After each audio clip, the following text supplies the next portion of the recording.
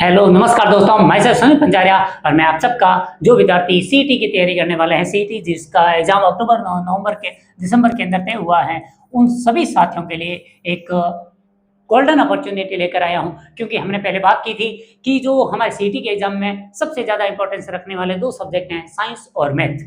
आप चाहे science background से हो या ना हो, लेकिन फिर भी आपको साइंस और मैथ की तैयारी करनी पड़ेगी। ये सीईटी की जो कंपलसरी बाध्यता बनी हुई है, इसी बाध्यता के लिए और इस बाध्यता में जो विद्यार्थी कंफ्यूजन रहते हैं, जिनको साइंस से लेकर डर रहता है, उन तमाम साथियों के लिए हमारी ये आज वाली क्लास रहेगी। आज क्या हमने एक नई सीरीज शुरू कर ली है, जिसके अंदर हमने साइंस को सबसे पहले टारगेट किया और साइंस के तमाम बिंदुओं पर एक छोटे छोटे वीडियोस के अंदर हर सिलेबस का एक एक टॉपिक लिया। टोटल पॉइंटों को हमने यूनिट वाइज बांट रखा है और उन यूनिट में से हम जिस यूनिट की बात कर रहे हैं वो है यूनिट 2। यूनिट 2 का ये दूसरा वीडियो है, जिसके अंदर आज हम यूनिट 2 को कंप्लीट करने वाले हैं। हम छोटे वीडियोस के अंदर आपको संपूर्ण साइंस उपलब्ध करवाने वाले हैं, जिससे ओवरऑल वीडियोस की संख्या, वीडियोस की जो अगर हम घंटों में मापा जाए तो वो 5 या 6 घंटे के टोटल वीडियो बनेंगे, जिनके अंदर संपूर्ण आपको साइंस उपलब्ध करवा दी जाएगी। आपका काम होगा बार बार इनको देख कर रिवाइज करते रहिए। संपूर्ण फैक्ट आप सबके सामने आएंगे और आपको उन अभी तक जो क्वेश्चन हमसे पूछे गए हैं साइंस से रिलेटेड, वो सब भी इसी क्लास के अंदर दिखा दिए जाएंगे, जिससे कि आपको लगे कि हाँ, आपने जो चीज़ पढ़ी है वो रिलेवेंट है आपके एग्जाम के लिए, आपके एग्जाम ओरिएंटेड होकर बनाई गई है। तो चलिए हम हमारी आज की क्लास को शुरू करते हैं। हमारा टॉपिक चल रहा है धातु और अधातु, यानी कि मेटल और नॉन मेटल। और धातु और अधातु से रिलेटेड जो बेसिक प्रश्न बनते हैं उनके बारे में हमने पिछली क्लास ली, जिसके अंदर हमने बात की कि धातुएं क्या होती हैं, धातुओं के भौतिक गुण क्या हैं, जैसे कि चमक होती हैं, विद्युत की सुचालक होती हैं और वो कठोर होती हैं, उच्च घनत्व वाली होती हैं। और हमने ये भी देखा कि धातुएं आघातवजनी होती हैं, यानी कि उनको अगर चोट मारेंगे तो वो ऐसे चादर की तरह फैल जाएंगी। और धातुएं तन्य होती हैं, तन्यता का गुण होता है, यानी कि उनको खींचकर तारे बनाए जा सकते हैं। यहाँ तक कि हमने ये तक बात की थी कि 1 ग्राम सोने से हम 1 किलोमीटर तक की लंबी तार खींच सकते हैं, इतनी तन्य होती हैं धातुएं। हमने बात की धातुएं कुछ कठोर होती हैं, लेकिन फिर हमने बात की कुछ धातुएं बहुत ज़्यादा सॉफ्ट होती हैं। सॉफ्ट में हमने सोडियम पोटेशियम की बात की, जिनको आप चाकू से भी काट सकते हो। कुछ धातुएं ठोस अवस्था में पाई जाती हैं, लेकिन कुछ अपवाद हैं, जैसे कि पारा। पारा हमने बात की कि वो द्रव अवस्था में पाया जाता है। इस तरीके से हमने धातुओं की भौतिक गुणों की बात की। फिर हमने अधातुओं की भौतिक गुणों की बात की कि जो धातुओं में गुण हैं वो अधातुओं में नहीं पाए जाते। धातुएं थोड़ी कम कठोर होती हैं, गैसीय रूप में भी मिल सकती है अधातुएं। और उसका हमने देखा था कौन सी अधातु द्रव रूप में मिलती है, तब हमने बात की कि ब्रोमीन मिलती हैं। वैसे ही हमने अधातुओं के सारे गुणों की बात की। फिर हमने इनके रासायनिक गुणों की बात की। रासायनिक गुण का मतलब आपको 3 प्रकार के गुण बताने होते हैं। जब ये ऑक्सीजन के साथ अभिक्रिया करते हैं तो क्या करते हैं, धातुएं ऑक्सीजन के साथ अभिक्रिया करके धात्विक ऑक्साइड बनाती है, ठीक है। फिर हमने बात की कि धातुएं जब जल के साथ अभिक्रिया करती है तो क्या करती हैं, तो धातुएं जल के साथ अभिक्रिया करके हाइड्रोजन गैस मुक्त करती हैं और धात्विक ऑक्साइड बनाती हैं। तीसरा गुण देखना होता है कि अम्लों के साथ अभिक्रिया करके क्या करती हैं, तो धातुएं अम्लों के साथ अभिक्रिया करने के बाद में लवण बनाती हैं और हाइड्रोजन गैस मुक्त करती है। इन तमाम बिंदुओं पर हमारी चर्चा पिछली क्लास के अंदर रही थी। वैसे ही हमने धातुओं के भी रासायनिक गुण देखे। रासायनिक गुण का मतलब वो जल के साथ अभिक्रिया करे तो क्या होगा, ऑक्सीजन के साथ अभिक्रिया करे तो क्या होगा, अम्लों के साथ अभिक्रिया करे तो क्या होगा। इन तमाम बिंदुओं की जानकारी के बाद अब आज की क्लास में हम पढ़ने वाले हैं धातुओं का निष्कर्षण कैसे किया जाता है, धातुएं कैसे प्राप्त की जाती हैं। निष्कर्षण, अयस्क और गैंग, ये किस तरीके से धातुओं को प्राप्त किया जाता है, इस पर आधारित हमारी एक और छोटी सी क्लास रहेगी, जिसमें हम धातुओं वाला टॉपिक है पूरा कंप्लीट करने वाले हैं। तो देखते हैं कि खनिज क्या होते हैं, मिनरल्स क्या होते हैं। पृथ्वी की भूपृष्ठ पर प्राकृतिक रूप से जो पाए जाने वाले यौगिक तत्व होते हैं उन्हीं को ही खनिज कहते हैं। खनिज संसाधन, जैसे हमने पढ़ा होगा कि राजस्थान में अरावली को खनिजों का अजायब घर कहते हैं, यानी कि यहाँ पर क्या पाए जाते हैं, खनिज पाए जाते हैं। किस रूप में पाए जाते हैं, प्राकृतिक रूप में जो खनिज मिलते हैं, जो संसाधन मिलते हैं उन्हीं को ही खनिज कहा जाता है। खनिज के बाद एक और टॉपिक आता है ओर्स। ओर्स का मतलब होता है कि अयस्क। अयस्क किसे कहते हैं, तो वे खनिज जिनसे किसी धातु को आसानी से और कम खर्च में लाभदायक तरीके से प्राप्त किया जा सकता है, उसी को अयस्क कहते हैं। अयस्क का मतलब, जैसे कि बॉक्साइट है वो एल्यूमिनियम का अयस्क है। इसका मतलब क्या है, बॉक्साइट से आप आराम से एल्यूमिनियम को प्राप्त कर सकते हो। तो अयस्क क्या है, खनिज क्या है, जो प्राकृतिक रूप में आपको चट्टान दिखाई देगी वो खनिज होती हैं। खनिज में से वो पत्थर जिससे आप कोई विशेष प्रकार की धातु प्राप्त कर सकते हैं वो कहलाती है हमारी अयस्क, यानी कि ओर्स। जिससे किसी विशेष धातु को आसानी से प्राप्त किया जा सकता है। उसके बाद महत्वपूर्ण नियम क्या है, सभी अयस्क खनिज होते हैं किंतु सभी खनिज अयस्क नहीं होते हैं। ऑब्वियस है कि सभी खनिज का मतलब वो पूरी चट्टान, हमारे खनिज में काउंट होती है। पूरी चट्टान हमारे लिए उपयोगी थोड़ी ना होती है, उसमें से कुछ ही धातुएं स्पेशली निकाली जाती हैं, उन धातुओं को कहा जाता है अयस्क। तो जितने भी अयस्क हैं वो तो खनिज होते हैं, लेकिन सभी खनिज अयस्क नहीं होते हैं, ऐसा फैक्ट हमसे बेसिकली पूछा जा सकता है। और साइंस में वैसे भी नियम पूछे जाते हैं और साइंस के नियम ऐसे ही होते हैं। नेक्स्ट पढ़ते हैं गैंग। ये क्या होता है? गैंग यानी कि जब हम पृथ्वी से निकाले गए अयस्कों से अशुद्धियों को निकालते हैं। गैंग क्या है? अशुद्धियों का एक पात्र है जिसके अंदर हमने अशुद्धियां मिला रखी है। यानी कि जब हम खनिज लेते हैं, खनिज में से एक अयस्क ले लिया, अयस्क को शुद्ध करके जब हम मुख्य धातु प्राप्त करते हैं, तो पीछे बचा हुआ जो अपशिष्ट पदार्थ होता है उसी को ही गैंग कहा जाता है। और ये गैंग के बारे में भी प्रश्न पूछा जाता है और हमारे ग्रामीण भाषा में गैंग कहा जाता है नरेगा में चलने वाले जो समूह चलता है उसको। चलिए अब आता है मेटलर्जी, यानी कि धातु कर्म क्या है? अयस्कों से शुद्ध धातु प्राप्त करने के प्रक्रम को ही धातु कर्म कहते हैं। इसका मतलब कि जो अयस्क हैं उससे हमने धातु प्राप्त की, उसमें जो अपशिष्ट मिला उसको तो हमने गैंग बोल दिया। और बाकी धातु कर्म क्या है? धातु की वो जो पूरी धातु को प्राप्त करने की जो पूरी प्रक्रिया है उसी को ही धातु कर्म कहा जाता है, मेटलर्जी। अब महत्वपूर्ण फैक्ट क्या है? कुछ वन लाइनर फैक्ट हैं कि कम सक्रिय धातुएं जैसे पारा, कॉपर, सोना, चांदी के अयस्क सामान्यतः सल्फाइड अयस्क होते हैं। हमने पहले भी बात की कि जो चांदी होता है, सिल्वर जो काली हो जाती है, लोहे पर जंग लगना ऑक्सीकरण अभिक्रिया है, लेकिन चांदी में जो काली काली परत आती है वो किसकी होती है? सल्फाइड की होती है। और ऐसा क्यों होता है? क्योंकि जो कम सक्रिय गैसें होती हैं वो ऑक्सीजन, जल इत्यादि के साथ अभिक्रिया नहीं करती, तो फिर वो अभिक्रिया किसके साथ करते हैं? वो सल्फर के साथ अभिक्रिया करते हैं। इसीलिए इनके जो अयस्क होते हैं मोस्टली वो सल्फाइड होते हैं। ये चीज ध्यान में रखना। और ये साइंस में जब अयस्क वाला टॉपिक कॉम्प्लिकेटेड हो जाता है तो ऐसे फैक्ट हमारे काम आते हैं कि कौन सी धातुएं सल्फाइड के अयस्क बनाती हैं जो कम सक्रिय होती हैं। सक्रियता श्रेणी हमने पिछली वीडियो में पढ़ी थी। और कम सक्रियता श्रेणी मतलब कि कम सक्रिय धातुएं जो हाइड्रोजन के बाद आती हैं वो कम सक्रिय में सोना, चांदी, पारा और कॉपर, ये चारों धातुएं आती हैं। इनका ही यूज हम सबसे ज्यादा करते हैं क्योंकि ये कम सक्रिय है, यानी कि हाइड्रोजन और ऑक्सीजन के साथ अभिक्रिया नहीं करती। तो इनके अयस्क किस रूप में पाए जाते हैं? सल्फर के रूप में पाए जाते हैं, यानी कि सल्फाइड के अयस्क होते हैं। तो आपको कंफ्यूजन ना हो, बाकी के ऑक्सीजन वाले अयस्क हो सकते हैं लेकिन सल्फर वाले किसके होंगे? जो कम सक्रिय धातुएं होती हैं।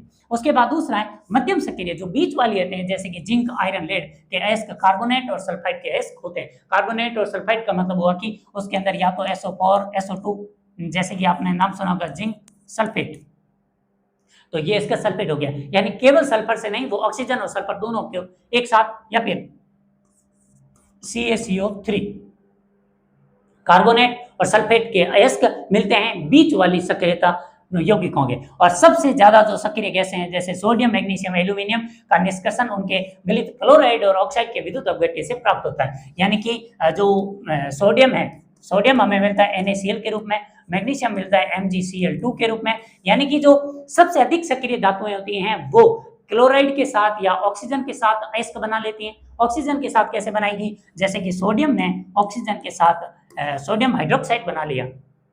सबसे अधिक सक्रिय हाइड्रोजन और ऑक्सीजन या फिर क्लोरीन के साथ, बीच वाली सल्फेट और कार्बोनेट के साथ, और सबसे कम सक्रियता वाली सल्फाइड के साथ यानी कि S के साथ अभिक्रियाएं करती हैं। इनके अयस्क भी इनके नाम से जोड़े जाते हैं। सबसे इंपॉर्टेंट फैक्ट है जो हमने आपके लिए लाए हैं। उसके बाद पांचवा है सिनेबार। सिनेबार का मतलब होता है पारा सल्फाइड, पारे का प्रमुख अयस्क है। यानी कि यहाँ पर बताए गए हैं कि जो पारा मिलता है, मरकरी मिलता है, वो सल्फाइड के रूप में ही मिलता है, जिसे इसका नाम क्या है? सिनेबार। और सिनेबार ही पारे का सबसे उच्च और अच्छा अयस्क होता है।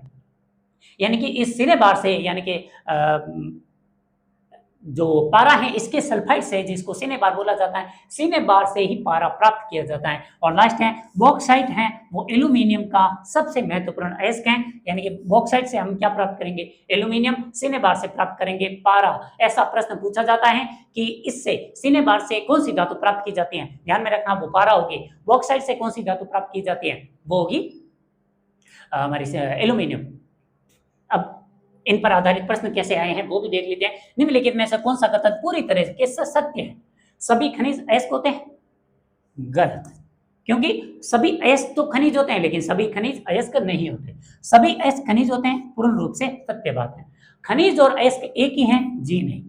खनिज पूरी चट्टान है, उसमें से जो पत्थर निकला जिससे हमने हमारा ये चीज निकाली थी, धातु निकाली, वो होता है अयस्क। और इनमें से कोई नहीं, ऐसा कोई ऑप्शन होता नहीं है। तो यहाँ पर हमारा राइट आंसर क्या है? सभी अयस्क खनिज होते हैं। उसके बाद बॉक्साइट निम्न में से किस प्रमुख धातु का अयस्क है? ऐसे प्रश्न 20 जैसे एग्जाम में भी आते हैं।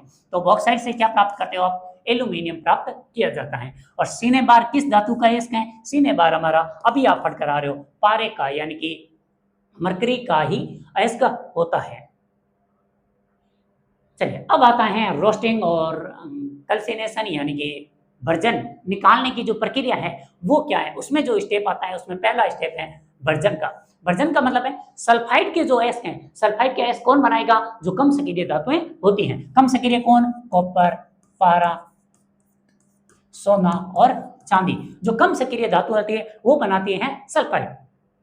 और सल्फाइड वाले अयस्कों को वायु की अधिकता में उनके गलनांक बिंदु से कम तापमान पर तीव्रता से गर्म करने पर ऑक्साइड में बदलने की प्रक्रिया को ही भर्जन कहा जाता है। कि सल्फाइड को आपने किस में बदल दिया? ऑक्साइड में बदल दिया। इस प्रक्रिया को कहा जाता है भर्जन। जैसे कि जिंक के सल्फाइड को ऑक्सीजन के साथ अभिक्रिया करके जिंक ऑक्साइड बना दिया और सल्फर SO2 सल्फर डाइऑक्साइड मुक्त करवा दी, तो ये प्रक्रिया क्या कहलाती है? भर्जन।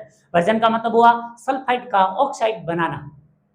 दूसरा निस्तापन। क्या क्या होता है? कैल्सिनेशन। कार्बोनेट अयस्कों को, और कार्बोनेट अयस्क कौन बनाते हैं? मध्यम कैटेगरी वाले, जैसे कि जिंक, कैल्शियम, ये जो धातुएं होती हैं जो मध्यम सक्रियता वाली होती हैं, ये बनाती हैं कार्बोनेट अयस्क। और कार्बोनेट अयस्कों को सीमित वायु में उनके गलनांक से कम तापमान पर गर्म करके ऑक्साइड में बदला जा सकता है। कि कार्बोनेट को भी आप किस में बदल सकते हो? जैसे कि CaCO3 था, इसको आपने बदल दिया CaO, यानी कि कैल्शियम कार्बोनेट को आपने कैल्शियम ऑक्साइड में बदल दिया। तो इस प्रक्रिया को कहा जाता है निस्तापन। भर्जन सल्फाइड को ऑक्साइड में बदलता है और निस्तापन कार्बोनेट या सल्फोनेट को बदल देता है किसमें? ऑक्साइड में। हम ऑक्साइड में क्यों बदल रहे हैं? क्योंकि ऑक्साइड से ही धातु निकालने की प्रक्रिया हम जानते हैं। और मुख्य अंतर क्या है? भर्जन में वायु की उपस्थिति होती है, जबकि निस्तापन में वायु अनुपस्थित हो तब भी चलेगा। और अपचयन, ये क्या होता है? अपचयन आप ऑलरेडी पढ़ चुके हो कि ऑक्सीजन का जुड़ना ऑक्सीकरण है। और अभी तक हमने क्या किया था कि भर्जन से भी सल्फाइड को ऑक्साइड में बदला और निस्तापन से भी कार्बोनेट या सल्फेट को ऑक्साइड में बदला। जैसे ही ऑक्साइड में बन गया उसके बाद हम उसका क्या करवाएंगे? अपचयन करवाएंगे। अपचयन करवाते ऑक्सीजन निकल जाएगा, पीछे क्या बचेगी? मुख्य धातु बचेगी। उसके बाद आता है अपचयन। प्राप्त धातु ऑक्साइड को उपयुक्त अपचयक, जैसे कि कार्बन या कोक के साथ गर्म करने पर शुद्ध धातु प्राप्त हो जाती है। कैसे होती है भाई? हमने पढ़ रखा है। जिंक ऑक्साइड को अगर आप कार्बन के साथ अभिक्रिया करवाते हैं तो क्या प्राप्त होता है? जिंक ऑक्साइड को अगर कार्बन के साथ अभिक्रिया करोगे, जिंक प्लस कार्बन मोनोऑक्साइड पड़ता है, और ये हम पहले वाली यूनिट में पढ़ चुके हैं। तो यानी कि जिंक यहाँ अलग हो गया, कार्बन मोनोऑक्साइड ये तो गैस है, गैस के रूप में प्राप्त बाहर निकल गया, पीछे क्या बचा? जिंक बचा, तो जिंक धातु प्राप्त होगी। इसी को बोला जाता है अपचयन। इसलिए हमारी जो पहली यूनिट थी, पहली यूनिट का नाम ही भौतिक रासायनिक अभिक्रियाएं, और भौतिक रासायनिक अभिक्रियाओं के बाद दूसरा टर्म था अपचयन और ऑक्सीकरण। यह अपचयन इसलिए जरूरी है कि धातुओं के ऑक्साइड से ऑक्सीजन को हटाने के लिए अपचयन अभिक्रिया जरूरी है। अब कुछ वन लाइनर है। थर्माइट अभिक्रिया, जब आयरन ऑक्साइड को की अभिक्रिया एल्यूमिनियम चूर्ण के साथ कराई जाती है तो अत्यधिक उष्मा निकलती है, जिसका उपयोग टूटी हुई रेल पटरियां और मशीन की दरारों में यानी कि वेल्डिंग में किया जाता है। वह थर्माइट अभिक्रिया क्या है? सोने पर लगी हुई जंग को हटाना। ये क्या है? जंग। सोने पर लगी हुई जंग को हटाने के लिए किसका प्रयोग किया जाता है? एल्यूमिनियम चूर्ण का प्रयोग किया जाता है। जब एल्यूमिनियम चूर्ण और इस जंग की अभिक्रिया होती है तब बहुत ज्यादा उष्मा निकलती है। उस उष्मा का प्रयोग किसमें किया जाता है? वेल्डिंग में किया जाता है। दूसरा, जैसे कि ये अभिक्रिया हुई, लोहा अलग निकल गया और एल्यूमिनियम ऑक्साइड अलग बन गया और उष्मा निकली, उस उष्मा का प्रयोग उसमें किया गया। दूसरा फैक्ट है अयस्क के सांद्रता के लिए फैन पलवन विधि। ये आपने अगर 10वीं क्लास की बेसिक साइंस पढ़ रखी है तो वहां पर बताए गए हैं फैन पलवन विधि। ये क्या होती है? का उपयोग मुख्य रूप से सल्फाइड अयस्कों के लिए किया जाता है। सल्फाइड अयस्क के लिए हम पहले ही पढ़ चुके हैं। भर्जन करो और भर्जन की अभिक्रिया आप जिस विधि से करते हो उसको बोला जाता है फैन पलवन विधि। और तीसरा है गुरुत्वीय पृथक्करण विधि। गुरुत्वीय पृथक्करण विधि है, इसमें क्या होता है कि अंत में जो चूर्ण निकलता है उसको इस तरीके से किसी पाइप से निकालकर छोड़ दिया जाता है। जो ठोस धातु होती है वो तो नीचे गिर जाती है, जो अयस्क होता है वो दूर जाकर, गैंग होती है दूर जाकर गिर जाती है। आपको थ्रेशर वगैरह याद है, जो हमारे कृषि उत्पादों से जो फसल प्राप्त करते हैं, उनमें क्या होता है कि बहुत ज़्यादा प्रेशर के साथ फेंका जाता है। उससे क्या होता है कि जो भारी अनाज होता है वो तो नीचे रुक जाता है, जो कचरा होता है कम भारी होता है वो उड़कर दूर चला जाता है। वही विधि होती है गुरुत्वाकर्षण विधि। और घनत्व के अंतर के कारण जो भारी होगी पहले गिर जाएगा, हल्की होगी दूर जाके गिरेगा। और चुंबकीय पृथक्करण विधि का उपयोग चुंबकीय अयस्कों यानी कि मैग्नेटाइट यानी कि लोहे जैसे अयस्कों के शुद्धिकरण में किया जाता है।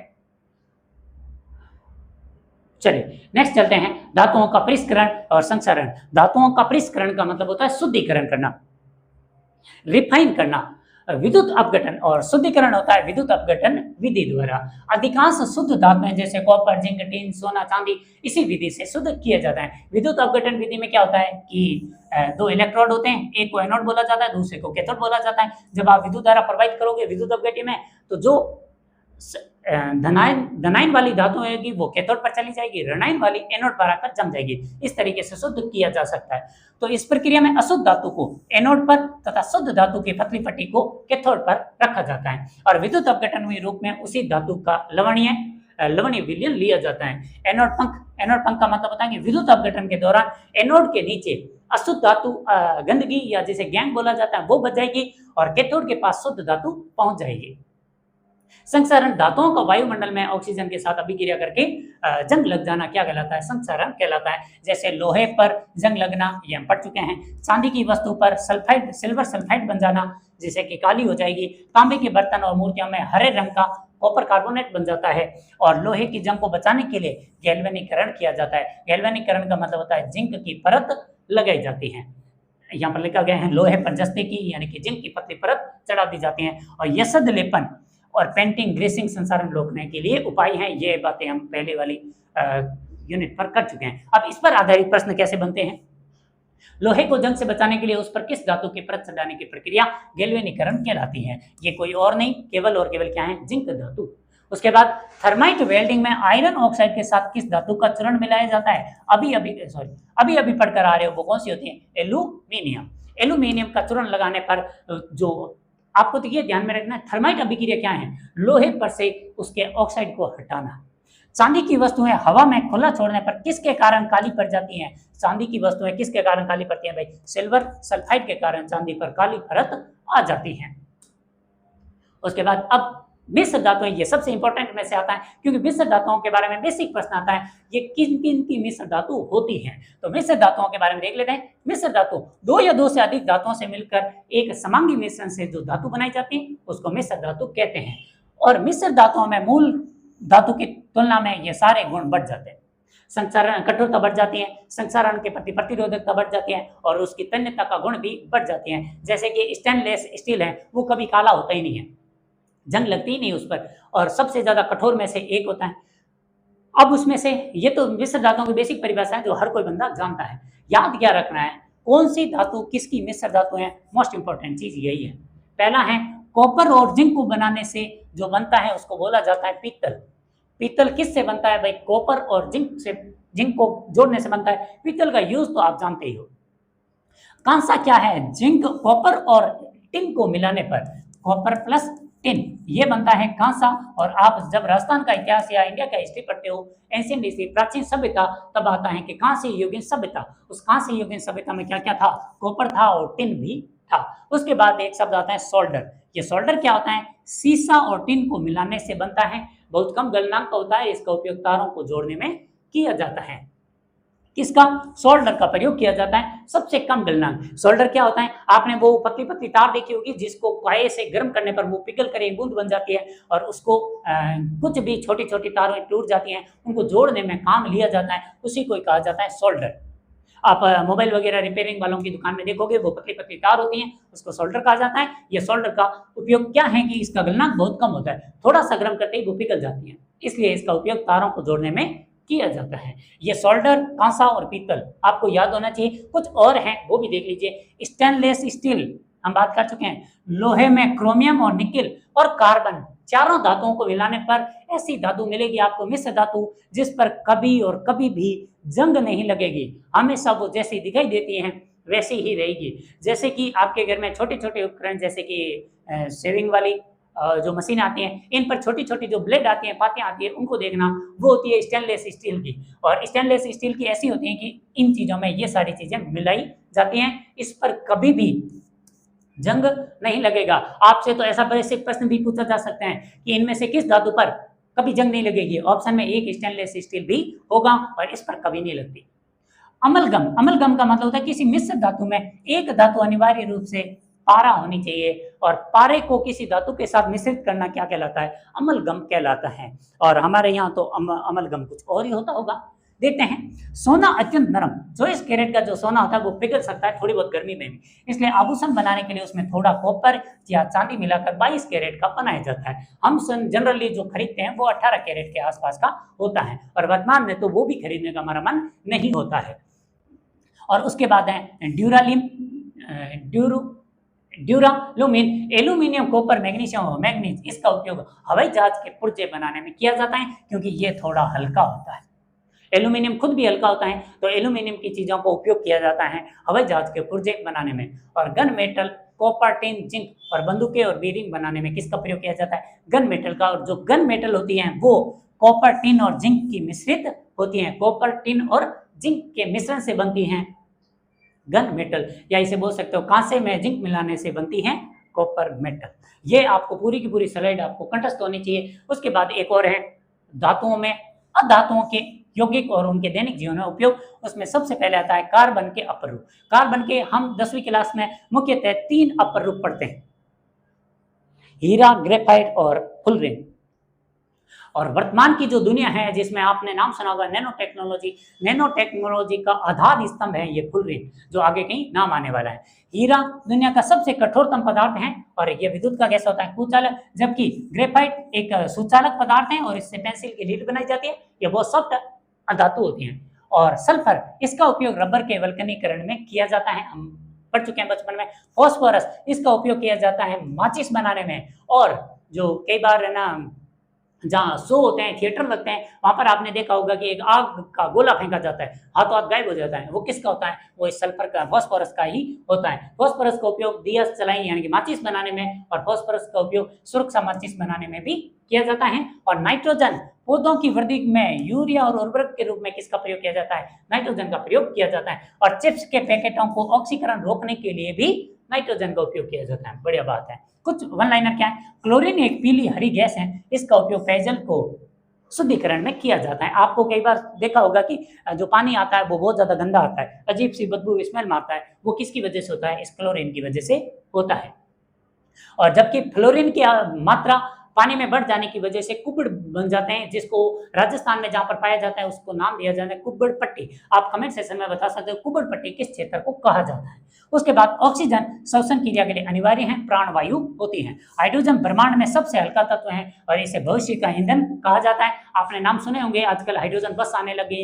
हाइड्रोजन जो उपकरण है ईंधन है, हाइड्रोजन एक ईंधन के रूप में यूज होने लगा है, जो कि एक नए प्रकार का साधन है और दुनिया को एक नई गति दे सकता है। और उसके बाद आता है सिलिकॉन, एक उप धातु है जिसका उपयोग कंप्यूटर चिप्स और अर्धचालक बनाने में किया जाता है, जिनको बोला जाता है डायोड, सेमीकंडक्टर। और ओजोन, सूर्य के हानिकारक किरणों को पृथ्वी पर आने से रोकने वाली जो धातु अधातु होती है उसको बोला जाता है ओजोन। और ओजोन की एक परत है जिसमें छेद होने की वजह से सुर्खियां आता है, ओजोन परत में क्षरण। अब देखते हैं कुछ प्रश्न क्या है। पीतल निम्न में से किन किन धातुओं की मिश्र धातु होती है? पीतल में कौन कौन आता है भाई? कॉपर और टिन आता है क्या? ये कहां से में आता है? कहां सा होता है? लेड और टिन आता है क्या? तो देख लीजिए, लेड और टिन से क्या बनाया जाता है? लोहा और क्रोमियम आता है क्या? इससे तो आता है स्टेनलेस स्टील। तो हमसे पूछा गया है कि पीतल किस किस से बनाया जाता है, तो पीतल बनता है भाई कॉपर और जिंक से। उसके बाद सोल्डर एक मिश्र धातु है, इसके घटक क्या है? सोल्डर किससे बनाया जाता है? सीसा और टिन से बनाया जाता है, कॉपर और जिंक से बनाया जाता है, और लोहा और कार्बन से बनाया जाता है, पारा और सोने से बनाया जाता है। तो इससे बनाया जाता है लेड और टिन से। अमलगम में किस धातु का होना अनिवार्य है? अमलगम का मतलब भी होता है अम्ल पीना। नेक्स्ट है धातु अधातुओं के कुछ मास्टर रिवीजन है विद्युत ऋणात्मकता। विद्युत ऋणात्मकता का मतलब होता है कि किसी भी धातु द्वारा, किसी भी मतलब परमाणु द्वारा दूसरे परमाणु के इलेक्ट्रॉन अपनी ओर खींचने की उसकी कैपेसिटी कहलाती है विद्युत ऋणात्मकता, और इसका उल्टा होता है विद्युत धनात्मकता। धनात्मकता का मतलब होता है अपने इलेक्ट्रॉन दूसरों की ओर फेंकने की कैपेसिटी। अब कुछ महत्वपूर्ण वन लाइनर हैं कि ब्रह्मांड में सबसे प्रचुर मात्रा में पाया जाने वाला तत्व कौन सा है? हाइड्रोजन है। क्यों है? क्योंकि सूर्य जैसे जो तारे हैं उनके उनका जो बना हुआ मुख्य धातु है, मुख्य परमाणु है वहां का हाइड्रोजन ही होता है। उसी में संलयन अभिक्रिया द्वारा सूर्य जैसे तारे चमकते रहते हैं। तो सबसे ज्यादा तो भाई ब्रह्मांड में तो हाइड्रोजन है। सॉरी, पृथ्वी पर बात करें तो पृथ्वी पर सबसे ज्यादा कौन है? भूपृष्ठ पर तो एल्यूमिनियम है। जो पतली पतली परत पाई जाती है, कठोर धातु है पृथ्वी वाली, जो हमें कठोर दिखती है, उस पर तो सबसे ज्यादा पाया जाता है एल्यूमिनियम। और तत्वों में सबसे ज्यादा कौन है? पूरे आसपास के वायुमंडल में देखा जाए तो वहां पर फिर इस धरती के अंदर ऑक्सीजन ज्यादा होगा। और ये धातु तो एल्यूमिनियम है, जबकि परमाणु में देखा जाए तो ऑक्सीजन का परमाणु सबसे ज्यादा है। और हीरक डायमंड कार्बन का रूप है और ये प्रकृति में पाए जाने वाला सबसे कठोरतम पदार्थ अब तक का है। और भारी जल D2O का उपयोग परमाणु भट्टियों के अंदर किया जाता है। D2O H2O जल होता है, D2O उसका भारी जल होता है। और शुष्क बर्फ ड्राई आइस CO2 को कहा जाता है। ये प्रश्न कई बार पूछा गया है कि शुष्क बर्फ किसको कहा जाता है, ड्राई आइस किसको कहा जाता है? ध्यान रखना, CO2 को कहा जाता है ड्राई आइस। और उसके बाद है बल्ब का जो फिलामेंट आता है, जो बल्ब आते थे पहले जो हमारे सोडियम वाले, उन बल्बों के अंदर जो पतली पतली तार होती थी जो अक्सर टूट जाती थी, जिसको हम बोलते थे बल्ब हमारा फ्यूज हो गया है। फिर हम कई बार क्या करते थे कि बल्ब को निकालकर उसको टेढ़ा मेढ़ा करके कोशिश करते थे कि वो आपस में वापस कनेक्ट हो जाए। उस तंतु को बोला, वो किसका बना होता है? टंगस्टन का बना होता है। ये भी प्रश्न कई बार परीक्षा में आए हुए हैं कि कौन सी चीज किस चीज से बनी है। जो उपयोग वाला पोर्शन है, उपयोग कहां पर होता है, वो सबसे ज्यादा इंपॉर्टेंट होता है। ये अभी वाली 2 स्लाइडें आप रट कर रखें, और तीसरी वो मिश्र धातु वाली, इनसे प्रश्न कभी भी बनाए जा सकते हैं। तो वो किसका होता है? टंगस्टन का होता है। टंगस्टन का होता है गणना, जो सिंबल होता है वो होता है W। और उसके बाद कुछ और वन लाइनर में आता है कि लोहे पर जस्ते की परत चढ़ाने से जंग नहीं लगती, क्योंकि जस्ता लोहे से अधिक सक्रिय होने के कारण पहले ऑक्सीजन को अब आते हैं कुछ और वन लाइनर। उत्कृष्ट धातुएं जैसे सोना चांदी हवा पानी के साथ अभिक्रिया नहीं करती, इसलिए इनकी चमक कभी भी फीकी नहीं पड़ती। आभूषण बनाते समय सोने में तांबा या चांदी मिलाने से वह कठोर हो जाती है, अन्यथा वो पिघल सकता है, उसकी आकृति बिगड़ सकती है। क्वार्ट्ज सिलिकॉन डाइऑक्साइड होता है। सिलिकॉन डाइऑक्साइड होता है कौन? क्वार्ट्ज। क्वार्ट्ज का मतलब होता है जो कांच के छोटे छोटे टुकड़े जो मिट्टी में मिलते हैं। रबर को कठोर बनाने के लिए उसमें सल्फर मिलाने की अभिक्रिया वल्कनीकरण की जाती है, यानी कि रबर को कौन कठोर बनाता है? सल्फर बनाता है। सोडियम हाइड्रोक्साइड को कास्टिक सोडा और पोटेशियम हाइड्रोक्साइड को कास्टिक पोटास कहा जाता है। ये भी बेसिक बात है। और जिप्सम को गर्म करने पर प्लास्टर ऑफ पेरिस बनता है, जिसके हम पीओपी जो करवाते हैं प्लास्टर ऑफ पेरिस ही होती है। उसके बाद बेकिंग सोडा सोडियम बाइकार्बोनेट होता है। और इससे जुड़ी हुई साइंस पर आपको जितने भी जानकारी चाहिए, यानी कि साइंस के अगर आपको नोट्स बनाने हैं, अच्छे से तैयारी करनी है, सीईटी में 18 प्रश्न आते हैं तो 18 में से 18 सही करने हैं, तो फिर आपको हमारा ये वाला चैनल ज्वाइन करना चाहिए और हमारी ये वाली सीरीज रेगुलरली और नियमित रूप से देखकर अच्छे नोट्स बनाकर रखने चाहिए। आपको किसी भी प्रकार की पीडीएफ की जरूरत हो तो आप डिस्क्रिप्शन में दिए हुए लिंक पर क्लिक करके टेलीग्राम चैनल से ये सारी पीडीएफ प्राप्त कर सकते हैं। धन्यवाद।